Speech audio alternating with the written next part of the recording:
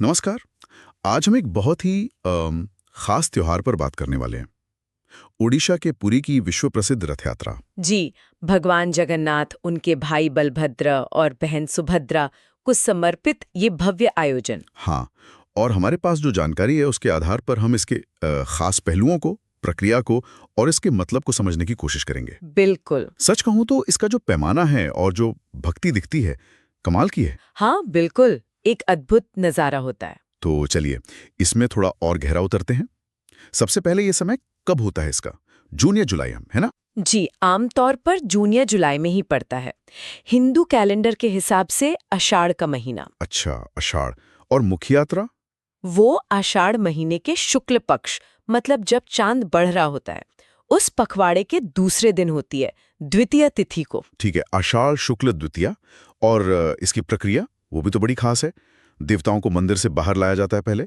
जी हाँ, भगवान जगन्नाथ, बलभद्र और सुभद्रा जी की मूर्तियों को मुख्य जगन्नाथ मंदिर से बाहर लाया जाता है। ये अपने आप में एक बड़ा अवसर होता है। हम्म। फिर उन्हें बहुत विशाल, मतलब वाकई बहुत बड़े और सजे हुए लकड़ी के रथों पर स्थापित किया जाता है। अच्छा, और यहीं से फिर वो यात्रा शुरू होती है, जिसे रथ यात्रा कहते हैं। बिल्कुल, यहीं से असली यात्रा शुरू होती है। जरा सोचिए, हजारों लाखों लोग मिलकर इन भारी भरकम रथों को खींचते हैं। हाँ, मैंने तस्वीरें देखी हैं। अविश्वसनीय लगता है वो दृश्य। है ना? ये रथ पुरी की मुख्य सड़क, जिसे बड़दांड कहते हैं, उससे गुजरते हैं और करीब 3 किलोमीटर दूर गुंडीचा मंदिर तक जाते हैं। और रथ खींचने को बहुत पुण्य का काम मानते हैं। जी हाँ, बहुत ज्यादा। इसे अत्यंत पवित्र माना जाता है। और दिलचस्प बात यह है कि सिर्फ एक धार्मिक जुलूस जैसा नहीं है, ये हजारों लोगों की आस्था का, उनकी सामूहिक ऊर्जा का प्रदर्शन है। गुंडीचा मंदिर पहुंचकर क्या होता है? देवता वहीं रुकते हैं कुछ दिन? हाँ, वहाँ वो 7 दिनों तक निवास करते हैं। 7 दिन। इसका कोई खास मतलब है कृष्ण जी की यात्रा के प्रतीक के अलावा? हाँ, ये 7 दिन का वास प्रतीकात्मक रूप से तो भगवान कृष्ण का अपनी मौसी के घर कुछ दिन बिताने जैसा है, जैसे एक वार्षिक अवकाश पर जाना। अच्छा। पर इससे भी बढ़कर ये भक्तों को भगवान के और नजदीक आने का मौका देता है। गुंडीचा मंदिर में भी इस दौरान विशेष पूजा अर्चना होती है। और फिर 7 दिन बाद वापसी? जी, उतनी ही धूमधाम से वापसी की यात्रा होती है। उसे बाओदा यात्रा कहते हैं और देवता वापस जगन्नाथ मंदिर लौट आते हैं। इसका सांस्कृतिक और आध्यात्मिक महत्व भी तो बहुत गहरा है। आपने समावेशिता की बात की थी पहले। बिल्कुल। देखिए, एक तो कृष्ण की यात्रा का प्रतीकवाद है ही, पर उतना ही महत्वपूर्ण है इसका समावेशी चरित्र। हम्म। अगर हम इसे बड़ी तस्वीर में देखें तो ये त्योहार एक अनोखी मिसाल है। परंपरागत रूप से यहाँ जाति या धर्म का भेद नहीं माना जाता। सच में? सभी लोग रथ खींच सकते हैं। हाँ, सभी को, यहाँ तक कि गैर हिंदुओं को भी रथ खींचने का सौभाग्य प्राप्त होता है। ये भारत के कई पारंपरिक मंदिर अनुष्ठानों की जो सख्त सीमाएं होती है ना, उनको तोड़ता है। ये तो बहुत बड़ी बात है। जी, ये वाकई इसे खास बनाता है। एक संदेश है कि भगवान के नजर में सब एक हैं। ये जानना बहुत महत्वपूर्ण था। और ये रथ, आपने कहा लकड़ी के विशाल रथ, ये खुद भी तो कमाल के होते होंगे। हाँ, बिल्कुल। तीनों रथों की अपनी अलग पहचान है, अपना महत्व है। बताइए ना इनके बारे में थोड़ा। भगवान जगन्नाथ के रथ का नाम है नंदी घोष। ये पीला लाल रंग का होता है, करीब 45 फीट ऊंचा, और इसमें 16 पहिए होते हैं। 16 पहिए। और बाकी 2? भगवान बलभद्र का रथ तालध्वज कहलाता है। वो हरा लाल होता है, लगभग 44 फीट ऊंचा, और उसमें 14 पहिए होते हैं। अच्छा। और देवी सुभद्रा का रथ है दर्पदलन। ये काला लाल होता है, करीब 43 फीट ऊंचा, और इसमें 12 पहिए होते हैं। वाह।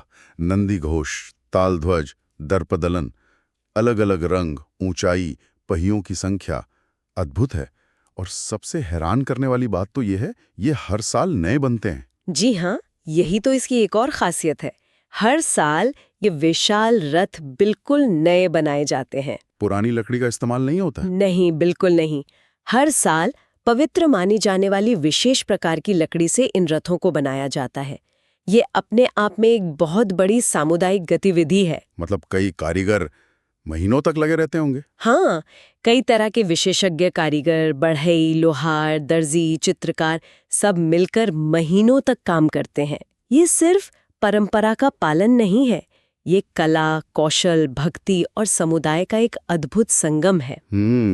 ये दिखाता है कि कैसे परंपरा हर साल खुद को ताज़ा करती है, एक नई ऊर्जा के साथ। बिल्कुल, एक तरह से परंपरा का निरंतर नवीनीकरण है ये। और अब तो ये सिर्फ पुरी तक ही सीमित नहीं है ना, मैंने सुना है दुनिया भर में होता है। सही कहा आपने, इसका प्रभाव अब वैश्विक हो चुका है। दुनिया के कई बड़े शहरों में जैसे लंदन, न्यूयॉर्क, सिडनी, टोरंटो, वहाँ भी इस्कॉन और दूसरे हिंदू समुदाय रथ यात्रा का आयोजन करते हैं। अच्छा, इस्कॉन द्वारा? जी, बड़े उत्साह से करते हैं। यह दिखाता है कि भगवान जगन्नाथ की करुणा और इस यात्रा का जो संदेश है वो सीमाओं से परे है। तो कुल मिलाकर देखें तो ये यात्रा सिर्फ देवताओं का अपने मंदिर से गुंडीचा मंदिर तक जाना और आना भर नहीं है। नहीं, बिल्कुल नहीं। ये आस्था का, समावेशिता का, समुदाय की शक्ति का और कला का एक अद्भुत प्रदर्शन है। हमने इसके आध्यात्मिक अर्थ को समझा, हर साल बनने वाले उन अनोखे रथों के बारे में जाना और ये भी कि कैसे ये अब दुनिया भर में मनाया जाता है। जी, और अंत में एक विचार शायद सोचने के लिए छोड़ा जा सकता है। हाँ, जरूर। ये जो हर साल इन विशाल रथों को शून्य से बनाने की प्रक्रिया है और फिर हजारों लोगों का उन्हें मिलकर खींचना, ये जो सामूहिक प्रयास है, भक्ति और कला का संगम है, ये हमें क्या सिखाता है? निरंतर समर्पण और समुदाय की भागीदारी कितनी जरूरी है, और शायद ये भी कि हर अंत, जैसे पुराने रथों का विघटन, एक नई शुरुआत का अवसर भी है। ये सोचने लायक बात है। बिल्कुल, एक गहरा विचार है ये।